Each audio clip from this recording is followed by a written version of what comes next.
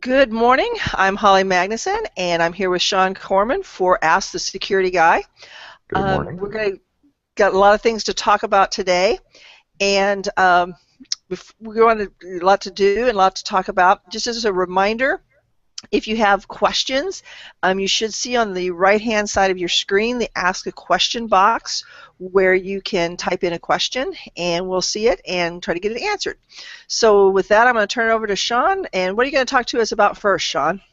Well, Holly, we've had over the weekend some really good spam messages floating around APU that have unfortunately been very successful, especially with our students. So we're going to show some examples of what those look like, how they work, and hopefully give people an advantage over what's happening. It should be noted, though, these are not the messages we were talking about with the Fish Me program. That's These right. are real phishing messages with real bad guys attached to them.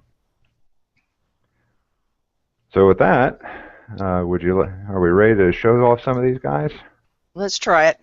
All right. I'll try to share my screen here. Okay.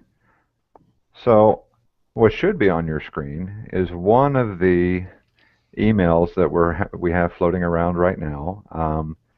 The from is an actual APU user who had his account compromised. But as you can see, the name comes across as Google Plus, and then it's got this scary subject line of account suspension notice, and then the reply to goes to google_account@gmail.com, which all looks fairly legit until you go to this continue with verification code, which goes to a bad website. This one has been really effective, but if you look down here, you'll see the copyright is 2015 GR Nail Inc. All rights reserved. And what they've done, instead of Gmail, it's GR Nail, because unless you look very closely at that teeny tiny font, it's going to look like Gmail. So the next one we have is from the APU Sakai team. Now this one has also been very effective in getting our students compromised.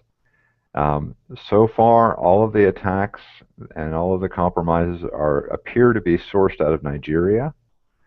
That may or may not be actually the fact, but that's where they're showing up. And then our support team over here has been actively kicking them out of people's accounts while we do cleanup. But again, the name is APU Sakai team, which looks legitimate, except it's not. The actual email address in this case was from a student account at apu.edu. And then you can see this was just from yesterday. And then account update, APU alert. And then click here to log in. So again, as you mentioned, Holly, before, if you're already logged into Gmail and you go to log into another Gmail product, it's not going to ask you for your username and password again. And that's really important because we even had one of the came through, it specifically said you will need to log in to access this document. And so they're trying to, fool you into thinking you still have to log in. Absolutely. So, and the last one, and this is, as near as we can tell, this is the original that started this chain of events for us, is also from Google+. The email address in this case was also a valid APU address from a compromised account. Someone who had, I believe, gotten this email originally from the outside. But then the actual message was in this PDF document. So we often encourage people not to open attachments or click on links in emails that they don't know or that seem suspicious. Well, in this case, it came from a valid APU user, but the name was wrong. So those are some of the clues that should have tipped people off. But if not, we're here to learn new things. That PDF is this. Now, I am opening this on a safe machine that I use for this kind of testing. I don't recommend anyone else opening this on your standard desktop computer. The machine I use for this is set up for this kind of thing. So now you can see here's the PDF message that was supposedly from Google. You see the formatting looks good, the color scheme looks good. The language, our system have received multiple accounts shut down. So you can see these slight, very subtle grammar issues, punctuation issues. But here, this is an actual clickable link in a PDF. Now, if we click on this, it takes us to this URL, which then is using a Google URL shortener called goo.gl. And what that does is it takes a big long link and makes it this short, nice and short but cryptic link. That takes you here, which looks just like a Google sign-in page, except if you look at the address bar, it's very much not. So let's go ahead and log in here.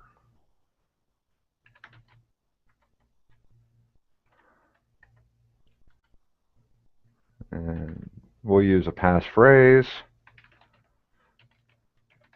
And for the sake of the audience, I'm not going to share what that is. I'm sure the spammer will appreciate it. And then we're going to click Sign In. Now, in order to work well with Google's two-factor authentication, we're going to ask you also for your phone number or an alternate email address. So let's give them a phone number. And we're going to hit Continue. And it takes us to an actual Google page, which is the google.com policies page. So the whole way through this process, it looked like Google. The fonts were right, the screen was right, the theme was right on the page, but the dead giveaway throughout that whole process was up here in the address bar. So again, hard to spot unless you take a good hard look at what the giveaways are.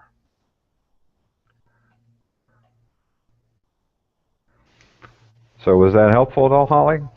That was very interesting because I don't have the setup that you do, so I've never been able to go ahead and click on one of those. Okay. But again, as you took us through it, it's asking all the right questions, and it would be very easy for people to think it's legitimate. Yeah, these were quite well done. These were quite well done. And they've been very successful, unfortunately, for us. Yes, unfortunately, they have been very successful, especially among our student population. So for those of you who work with students, have student workers, if you're a faculty member, please encourage them not to fall prey for this. It puts all of us at risk because these didn't have any drive-bys, did they? No, none of these had drive-bys. These were all username and password collectors. And when we talk about drive-by, you want to go ahead and explain that for everyone? Sure. A drive-by website would take that URL that was in the PDF, for instance. You would click on it, and the web page that loaded would try to infect your machine with a virus without you doing anything other than loading the web page. So by clicking on the link, if you had an older computer, with an older version of Internet Explorer, for instance, and say your antivirus was out of date, this web page could very easily load a Trojan or another piece of malware onto your computer that most commonly is a keystroke logger. And what that does is it records everything you type and sends it back to a bad guy. So, and on an average day, you're probably going to type a username and password for something. Yep. And that's what they're waiting for. Now, what about people who use a password manager like Dashlane or LastPass? If they get a virus like this, a drive-by that's doing a key logging, are they also at risk? Well, yes and no. Dashlane and LastPass both encourage you to set up two-factor authentication. And what two-factor authentication does is it's going to send a text message to your phone after you log in, and the text message you get on your phone is going to have a code. And when you try to log in, LastPass is going to take your username and password. They're going to send you that code, and they're going to ask you on the web page for that code, which you put in, and then, only then, will it let you log in. So that's how it's safe from a bad guy getting just your username and password, because they're not going to have your phone or that text message to complete the process. So will a keystroke logger get them their username and password to LastPass or Dashlane? Yeah, it will. But they can't do anything with it if you're using two-factor authentication, which both encourage you to set up.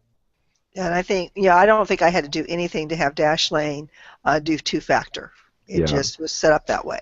Yeah, both of them ask when you set up your account, they ask for your mobile phone number so they can just automatically enable it. Mm-hmm. So if you have any questions about the phishing that's been happening, that's been very, very busy this past weekend and this week, feel free to ask those questions, and we'll come back to that. But for now, we're going to talk about Apple Pay and Google Wallet. We see a lot of commercials for Apple Pay right now, and people want to know, is that safe? Is that a good way to spend my money? So it's really interesting. We had this question come in from one of our APU folks here about particularly an app called Venmo, which really prompted the conversation, well, what about these mobile banking apps and mobile payment apps in general? So I wanted to take some time today and talk about the relative security of these kinds of applications, because people obviously want the convenience of those tools. I mean, I use certain types of them as well on my phone. So I wanted to take a few minutes and talk about that. To give you some frame of reference, there's always caution to be exercised when using mobile banking apps. A security firm very recently did some research, and they looked at 40 different banking apps that service 60 different banks in 20 different countries. There were two major problems that they found. In that group of applications that they looked at, 70% of the applications did not support two-factor authentication. So if your username and password were ever compromised as a result of your phone being lost, or someone shoulder surfing, or whatever, there isn't any type of second-level verification for these applications, which gives somebody instant access to your account if they can get a hold of it. The other side of the coin was 40% of them, which is not a great percentage, accepted any SSL certificate. So what that means is SSL is that HTTPS. It gives us that little lock in the address bar.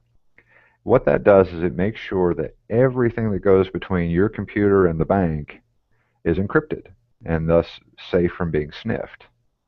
This 40% means that if I created a fake SSL cert, I could get in the middle of your connection to your bank. Say you were at a Starbucks and decided to check your online banking. If I was also in the Starbucks, I could intercept your connection to your bank and see in plain text everything that went back and forth between your computer and the bank. Your username, your password, your account information, all of it. Because these 40% aren't doing proper verification of that certificate that handles that encryption process. So now, as is always the case in security, when stuff like this hits the news, like this survey did, the mobile application providers will step up and start correcting it. And I can provide a link to the survey so you can verify your whatever application you're using against the list that were tested. I'll put that in the show notes on security.apu.edu for everyone to be able to check. But in particular, I wanted to take today and talk about Google Wallet, Apple Pay, and Venmo. So Google Wallet supports two-factor authentication. They support a PIN code right on the phone, and they encrypt everything with very, very good encryption protocols. Um, so at a high level, I would say they're a very, very good tool to use. Uh, for for instance, you can store your loyalty cards on there for CVS, for Vons, for Walmart, for Walgreens, you know, because everybody has a loyalty card that they want you to use. You can also store your debit cards, or you can have your actual bank account and routing number stored in there as well. So that's obviously a cause for concern, because anytime you have that level of information stored somewhere, you know, that's you're increasing your risk. Apple Pay as an application does the same thing. It also does a great job of storing and encrypting and protecting that data. And it supports a PIN. So both Google and Apple, the idea is you open up the application, you enter in some kind of PIN that you've set up. With Google Wallet, it's automatic. With Apple Pay, you have to set it up, and that's really for a convenience factor. But again, one of the things we talk about often is, you know, securing your mobile device.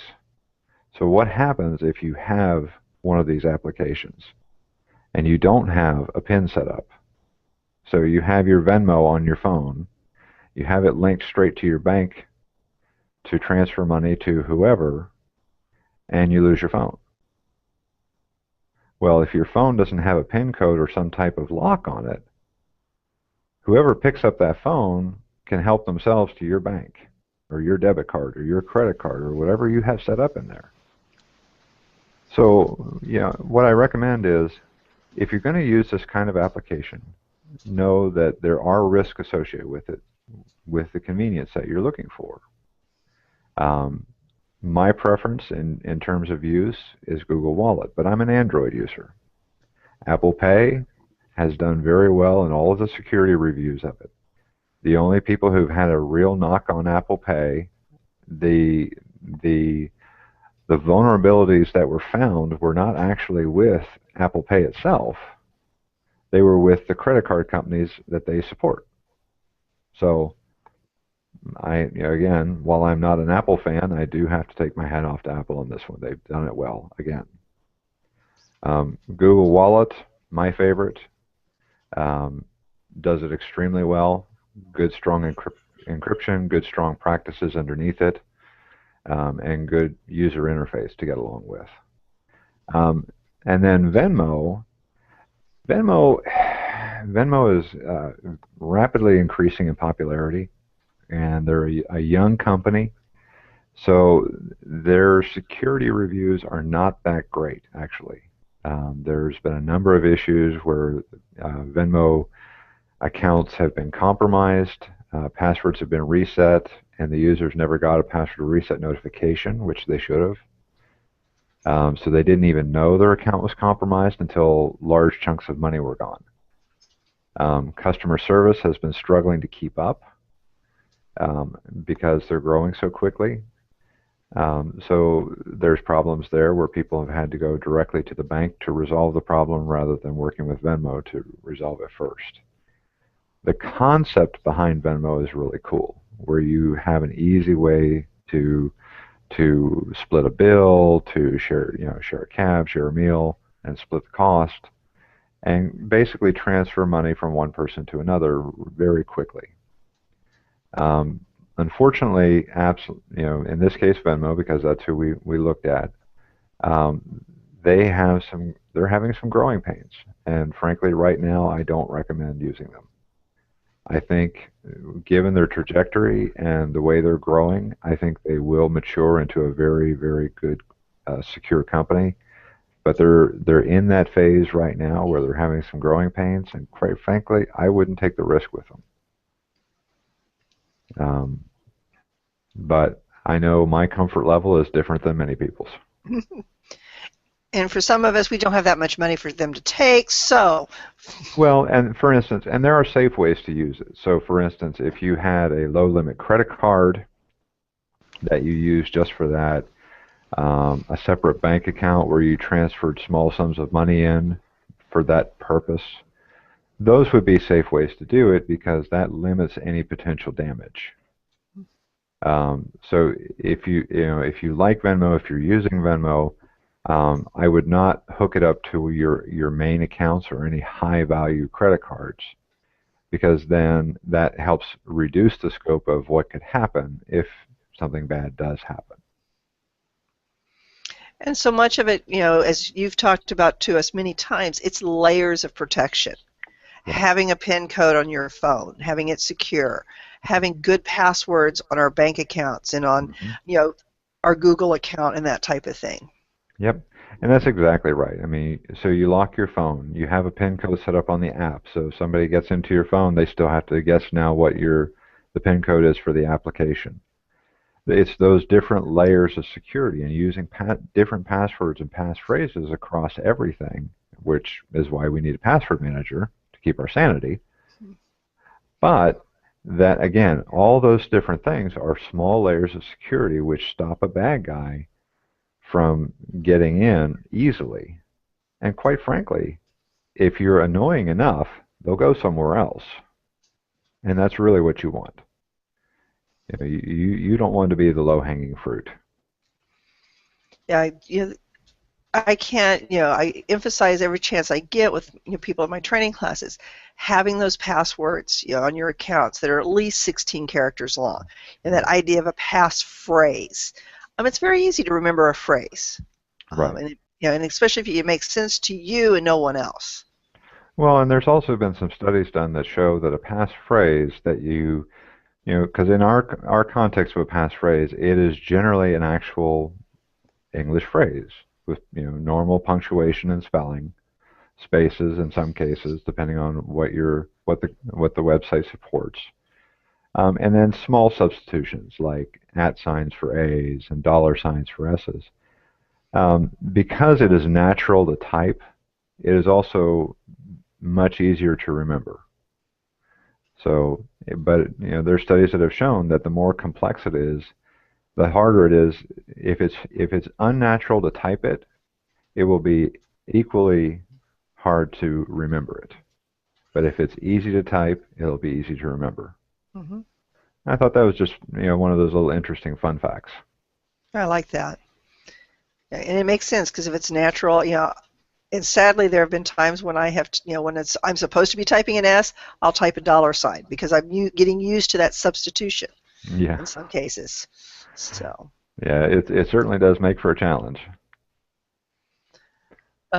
So I don't know if there's any questions out there. I haven't had any pop up yet, either about the phishing that's been happening. That is not the phishing campaign that we'll be doing through the training office coming up sometime, probably April.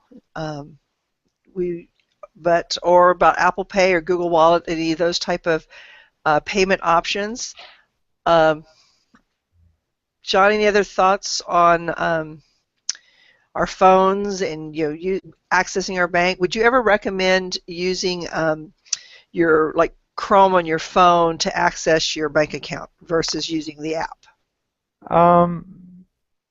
It's not a bad thing to do it that way. I think using the app or using the browser on your phone, either one would be fine. I think one of the things to be cautious of, though, is where you're connecting from. So, if for instance you have a data plan, which most of us do, and you're not at home, stay away from the free Wi-Fi at coffee shops, airports, hotels, and use your cell carrier's data connection for the connection. It's much more secure and much less likely to be intercepted. If you're at home, use the wireless in your home because you've set that up. It's secure. That's your network. But at the end of the day, it becomes really a function of making sure you understand where you are and who your phone is talking to on the data side. Mm-hmm. And so, I mean, one of the things I do when I'm away from APU and I'm away from home is I turn my wireless off, so my phone doesn't try to connect to whatever random hotspot I happen to be driving by. Because Yeah, I just I want to know who my phone is talking to. exactly. Yeah. We do have a question here. Okay. Um, this one is, do you have any thoughts with the wearable tech and pay options? So the wearable tech is really an extension of your phone when you at the end of the day. So while I don't have any negative opinions of the wearable tech in itself, the use of it and how it interacts with your phone and the security behind that is all connected. So if you have good passwords, if you have pins set up on your banking and mobile apps that you use for financial transactions, it's about as safe as anything else. One of the new things with on the Android side with version 5, commonly known as Lollipop, is Hmm. trusted devices through Bluetooth. Hmm. Thoughts about those? So, yeah, the trusted devices with Bluetooth is actually really nice because it stops your phone from randomly connecting to other things. The same as the Wi-Fi randomly connecting to open hotspots. If you Now, most of our phones don't sit there in what they call promiscuous mode, where they're discoverable by the world, and that's really a security setting where that's turned off by default. So it's a good layer of security that's turned off. And now the trusted devices takes that a step further because it even now you have consciously identified only those devices that you know to connect to. So no one can, get close to you in, the Walmart line and by proximity try to hack into your phone through a Bluetooth connection, Nice. which is possible. So scary what can be done. We do have another question here. This person's been watching the podcast but gets interrupted. And just I would think it would be good to recap the best way to see if an email is phishing. She saw that you talked about the small print and all of that, Hmm. but highlighting what we have out at support.apu.edu is a good Oh, resource. that's a great point. If we go out to, in fact, let me pull up that web page real quick here.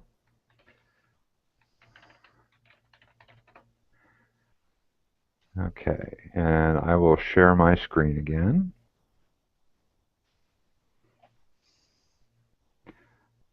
Okay, so if you go to support.apu.edu, I have a article out here, an announcement, where we have the latest spam and phishing messages. If you click on this, what I've done is in this announcement, I am taking screenshots of the latest phishing messages that are making the rounds here at APU and adding them here.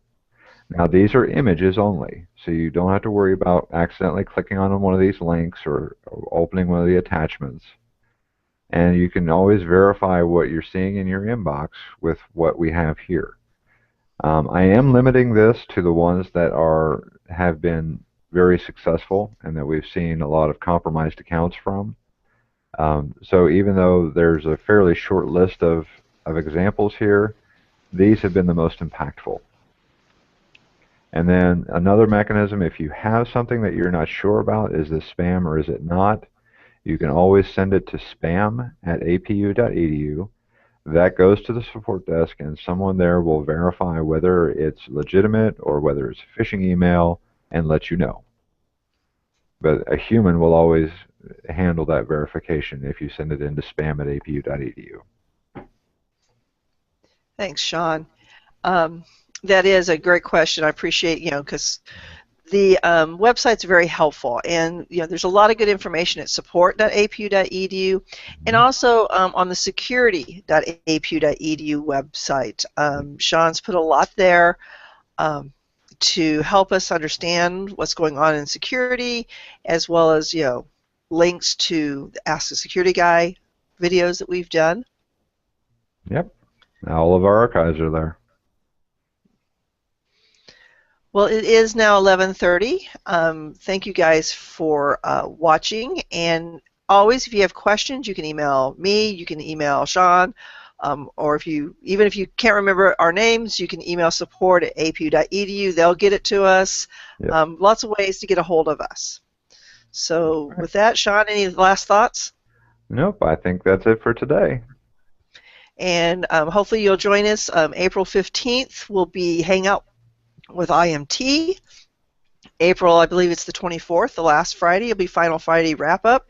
And then once again, beginning of May, first Wednesday of May, Sean will be back with the latest things happening in security. And so we look forward to hopefully having you join us for those. So thank you and goodbye. Thank you.